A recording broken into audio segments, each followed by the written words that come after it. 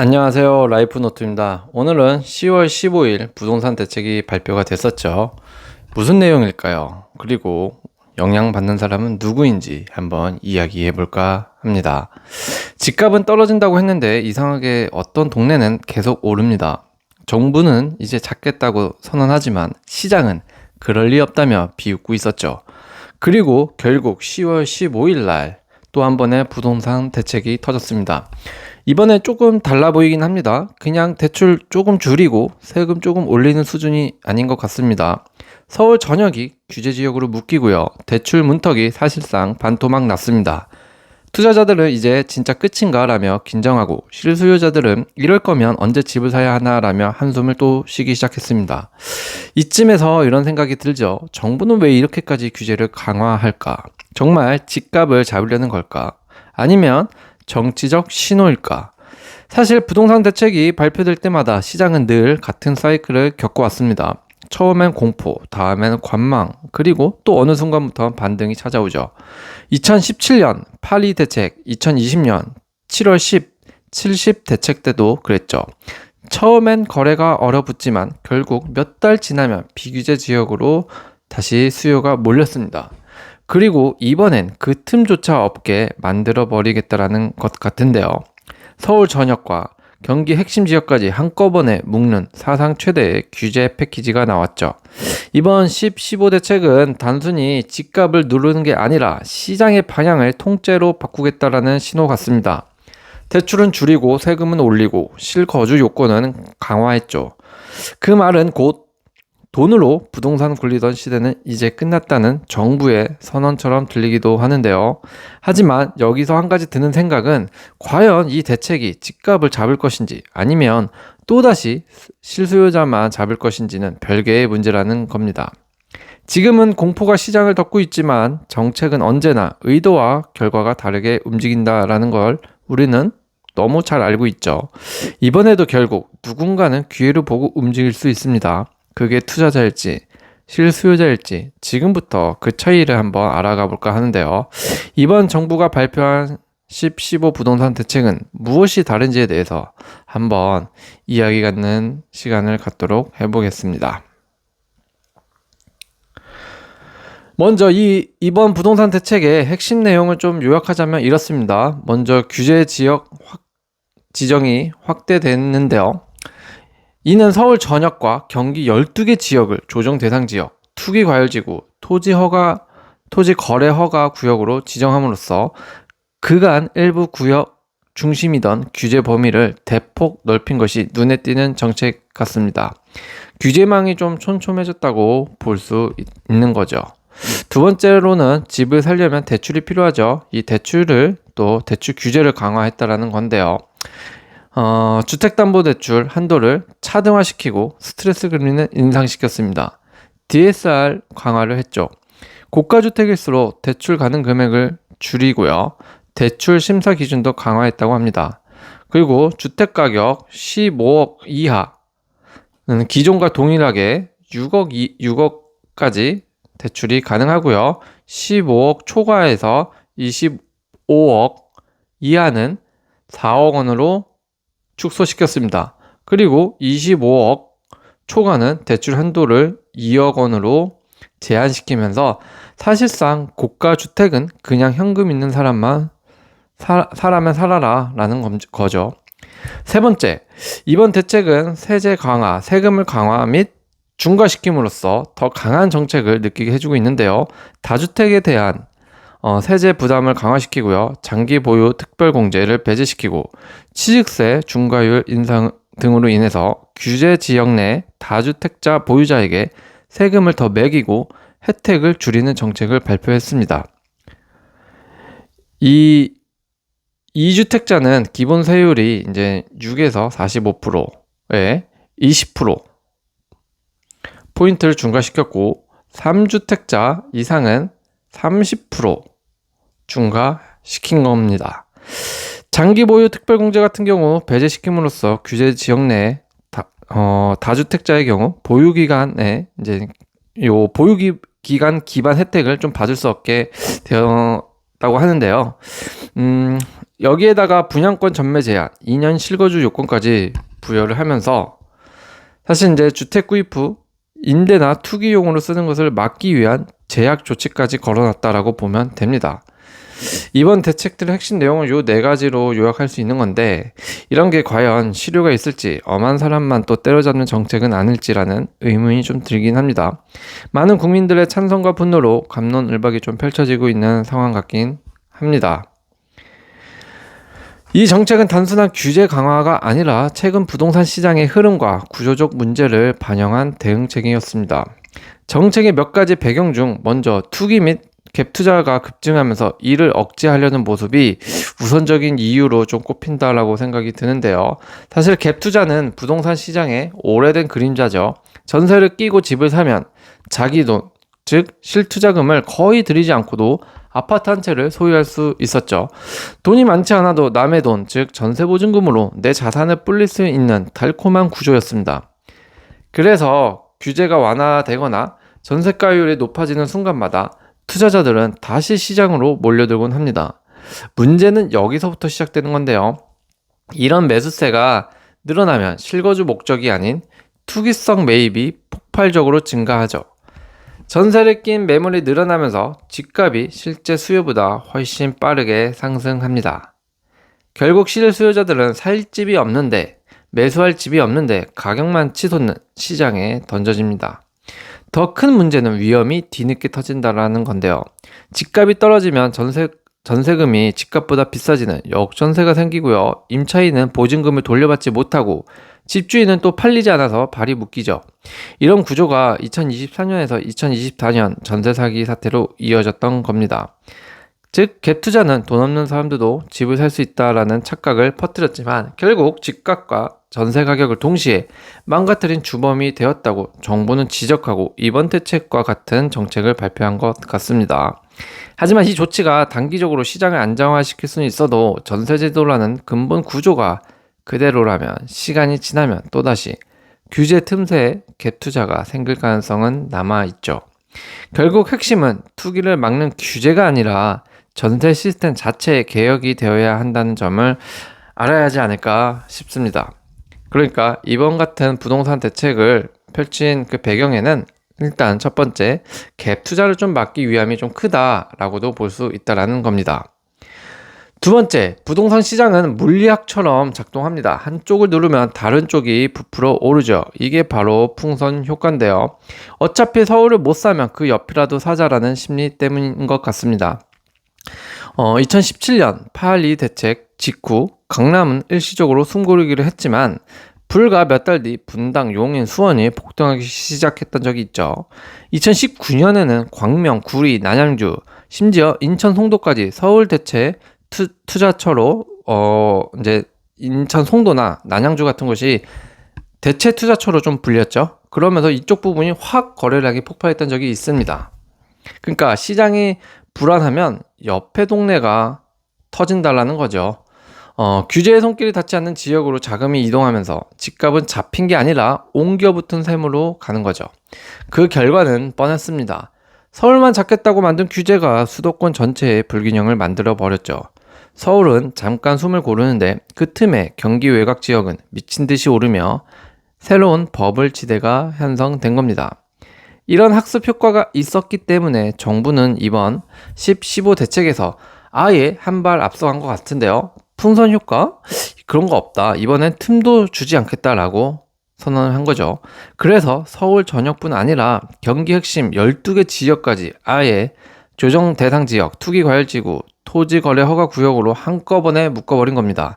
이건 단순한 규제 강화가 아니라 투기 수요의 이동 경로를 미리 차단하겠다라는 전략적 방화벽인데요. 물론 부작용도 있습니다. 규제가 너무 넓으면 거래 자체가 얼어붙게 되죠. 실수요자도 발이 묶이게 되는 건데, 하지만 정부 입장에선 풍선 터지는 것보단 차라리 공기를 빼놓는 게 낫다라는 판단을 한 것 같아 보입니다. 결국 이번 조치는 시장의 심리를 선제적으로 막기 위한 조치이며, 한마디로 말해서 강남을 막는 게 아니라 수도권 전체를 아예 잠그겠다라는 선언이라고도 볼 수가 있는 거죠. 그러니까 시장이 불안하고 과열 확산 조짐 아예 보이면 이거를 아예 그냥 꺼버리겠다, 잠가버리겠다라는 의도인 것 같습니다. 세 번째 배경 의도는 뭐가 있을까요? 아마 이 가계부채 증가와 이로 인한 리스크 때문일 겁니다. 금융 리스크요. 요즘처럼 집값이 오르면 사람들의 심리는 단순해지죠. 지금 안 사면 평생 못 산다라는 심리인데, 그래서 가진 돈보다 대출로 집을 사는 사람이 폭발적으로 늘어나게 됩니다. 문제는 이게 단순히 개인의 빚이 아니라 국가 경제 전체의 부채 리스크로 번진다는 데 있습니다. 가령 2021년부터 2022년 사이 한국의 가계부채는 GDP의 총 107%까지 107%까지 치솟았다고 합니다. 이것은 OECD 국가 중 1, 2위를 다투는 수준이라고 하는데요. 은행은 겉으론 안정돼 보이지만 만약 금리가 오르거나 집값이 떨어지면 어떻게 될까요? 대출받은 사람들은 원리금 상환에 버거워지고요. 연체율이 오르기 시작하면 은행의 자산 건전성도 흔들리게 됩니다. 결국 그 부담은 고스란히 금융 시스템 전체로 전이되는 거죠. 이게 바로 정부가 대출 총량 조절과 DSR 강화에 집중하는 이유입니다. 실제로 2008년 글로벌 금융 위기도 2003년 일본 버블 붕괴 때도 모두 대출 과잉과 거기에다가 금리 급등까지 겹치면서 만나면서 터지게 되었죠. 한국도 아마 그 위험을 모르는 게 아닐 겁니다. 그래서 이번 정부는 이번 대책에서 집값 안전만큼이나 가계부채 관리를 핵심 목표로 삼은 거라고 해석할 수도 있을 것 같은데요. 쉽게 말해 이번 조치는 부자가 집 사는 걸 막기 위한 규제가 아니라 나라 전체가 무너지는 걸 막기 위한 안전장치인 셈이라고도 바라보는 시각이 있습니다. 그러면 우리는 항상 어떤 정부의 정책이 나올 때 과거 사례를 비교해 보게 됩니다. 그래야 지금 정책이 그때와 비교하여 더 나은 방향으로 흘러가는지 아니면 똑같은 시장 반응을 보이면서 퇴보하고 있는지 등에 대해서 비교가 되기 때문이죠. 먼저 이 2017년 파리 대책 때를 보자고요. 문재인 정부 시절 때 정책을 살펴보면요. 그 당시 정부는 강남 4구, 강남 서초 송파 강동 요쪽 강남 4구와 과천을 투기지역으로 묶어버리고 대출 규제, 세제 강화, 청약 제한까지 종합 패키지를 내놨죠. 종합 패키지 규제를 내놨습니다. 당시만 해도 이 정도면 진짜 집값 잡히겠다라는 분위기가 강했었죠. 실제로 몇 달간은 거래가 얼어붙고 가격 상승세가 꺾였습니다. 그런데 6개월도 안 돼 이상한 일이 벌어지죠. 집값이 잡힌 게 아니라 사람들이 모두 이사한 거였습니다. 투자자들은 규제가 덜한 분당, 수원, 용인, 광명으로 이동했고요. 거기서 불이 붙은 가격이 다시 서울로 번졌습니다. 분선 효과의 전형적인 예시로 전락한 대책이 바로 파리 대책이었을 겁니다. 결국 서울 집값은 2018년 들어서 다시 급등하기 시작했고요. 정부는 또 한 번 대책을 준비해야 했던 시절이 있었죠. 그 이후 2020년 6.17 대책, 70 대책 때 한 달 뒤에 생겼죠. 이번엔 수도권 대부분을 아예 규제 지역으로 묶고요. 수도권 대부분을 규제 지역으로 묶고 이 담보대출은 물론 전세자금 대출까지 투기 방지용으로 아예 대출 규제도 강화를 했습니다. 제한했죠. 다주택자 양도세를 중과시키고 보유세 인상 등도 동시에 같이 적용했습니다. 세금도 또 인상. 지금과 비슷합니다. 이쯤 되면 거의 숨통을 조인다 수준이었습니다. 하지만 이때 효과는 또 어땠나요? 이 또한 초기엔 강력했죠. 거래량이 급감하고 매수 심리가 완전히 얼어붙었죠. 하지만 그 공백을 채운 건 현금 부자였습니다. 대출 규제를 피할 수 있는 자금 여력이 있는 사람들만 움직였고 이들이 핵심 입지 강남, 마포, 용산을 중심으로 시장을 다시 끌어올렸습니다. 결국 시장은 이렇게 움직입니다. 규제가 생기면 빠지는 사람보다 버티는 사람이 더 큰 힘을 얻게 됩니다. 그리고 그 힘이 일정 수준 쌓이면 이 정도면 바닥이야 라는 심리가 생기면서 다시 상승세가 시작되는 것이죠. 이런 효과가 시장 전체에 각인되어 있기 때문에 이번 15 대책은 처음부터 그 틈을 막기 위해 서울 전역과 경기 핵심 12개 지역을 한꺼번에 묶은 게 아닌가 싶습니다. 정부도 이제는 알고 있습니다. 부분 규제는 효과가 없다라는 거, 시장은 언제나 비규제 지역을 찾아 흘러간다는 것을요. 하지만 반대로 말하면 이번처럼 전국적으로 규제 범위를 넓히면 실수요자까지 발이 묶이는 부작용도 커질 수 있습니다. 그래서 이 정책의 성패는 결국 얼마나 오래 시장 심리를 붙잡아둘 수 있느냐에 달려있다고 볼 수 있는 것이죠.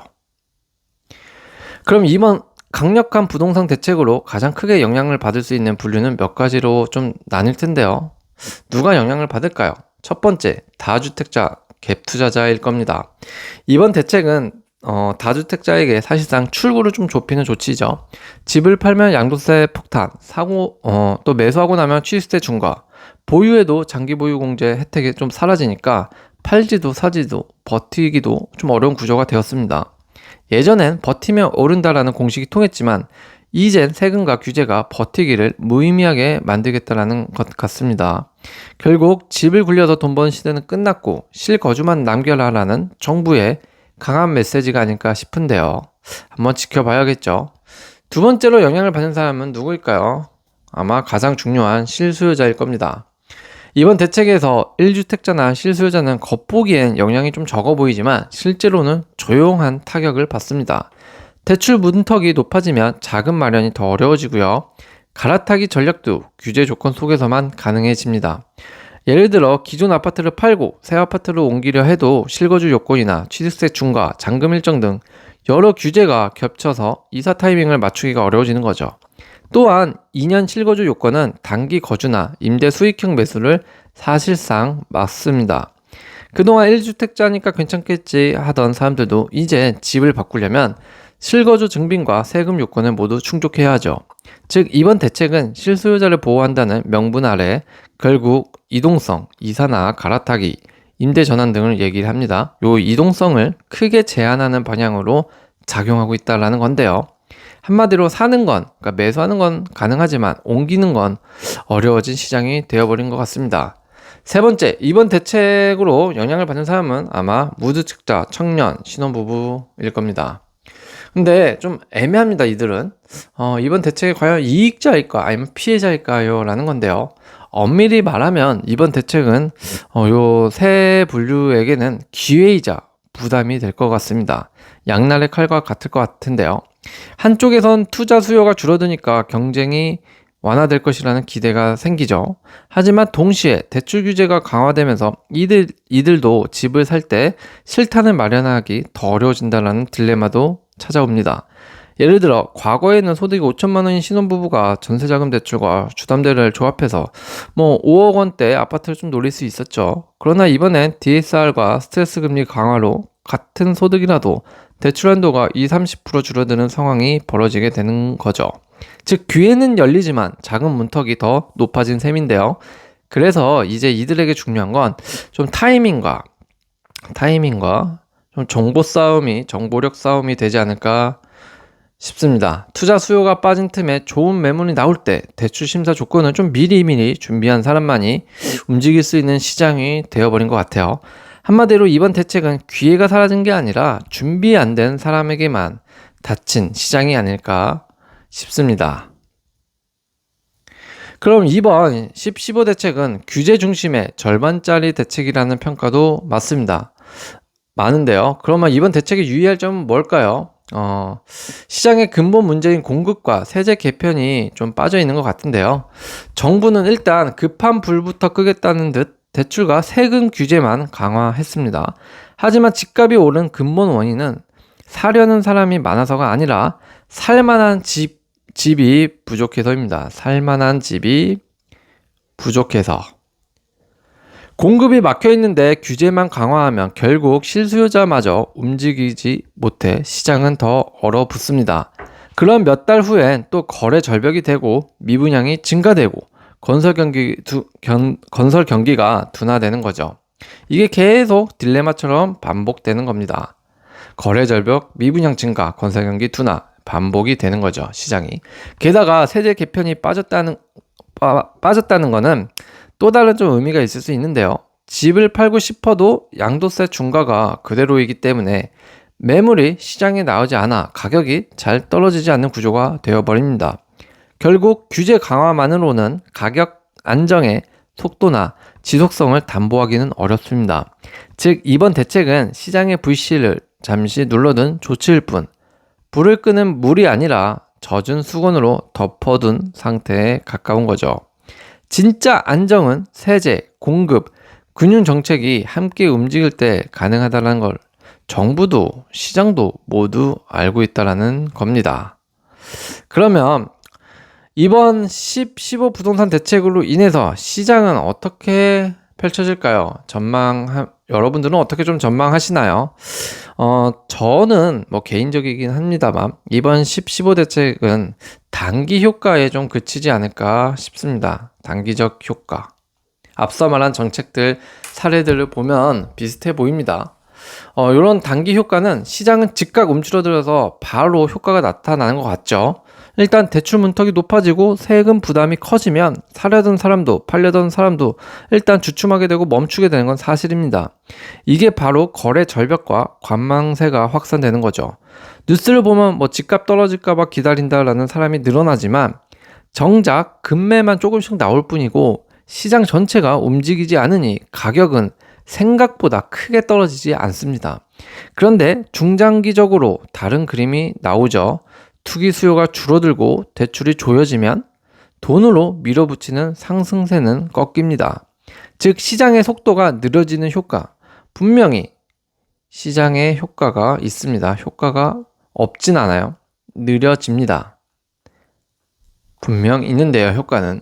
하지만 이건 전체의 평균의 이야기일 뿐, 입지가 좋은 지역, 예를 들어 강남, 판교, 마포, 용산처럼 일자리 학군, 교통이 결합된 지역은 거의 버팁니다. 이런 곳은 일시적 조정 뒤에 다시 반등하는 패턴을 과거에도 계속 보여왔죠. 문제는 공급인데요. 집값을 근본적으로 안정시키는 건 규제가 아니라 공급의 균형입니다. 그러니까 자꾸 규제로 조절을 하려고 하기 때문에 그동안 실패했다고 저는 보여집니다. 바로 이 공급의 균형이 잘 밸런스를 맞춰서 잘 일어나야지 근본적으로 안정화될 수 있다는 건데요. 지금처럼 인허가가 지연되고 재건축 규제, 분양 연기 등이 계속 겹치면 시간이 지날수록 매수할 집이 없는 시장이 되어버리죠. 결국 이 상태에서 경기나 금리가 완화되면 어떻게 되나요? 시장은 다시 뛰어버립니다. 결국 규제만으로는 시간을 벌 뿐 문제를 해결하지 못한다는 게 핵심입니다. 요약하자면 이번 대책은 단기적으로 시장을 식히겠지만 공급, 금리, 심리라는 세 가지 요소가 바뀌지 않는 한 언젠가 다시 불씨는 살아날 가능성이 매우 높아 보입니다. 그래서 전문가들도 이번 정책을 잠시 멈춘 시장, 그러나 끝난 시장은 아니다라고 부르기도 하는 이유인 것 같아요. 주가도 부동산도 길게 차트를 놓고 본다면 하락 상승, 상승 하락 계속 패턴이 반복되잖아요. 이런 시장에서 나름의 판단을 갖고 움직이면 누구에게는 좋은 기회가 되지 않을까 싶습니다. 오늘도 시청해 주셔서 감사합니다.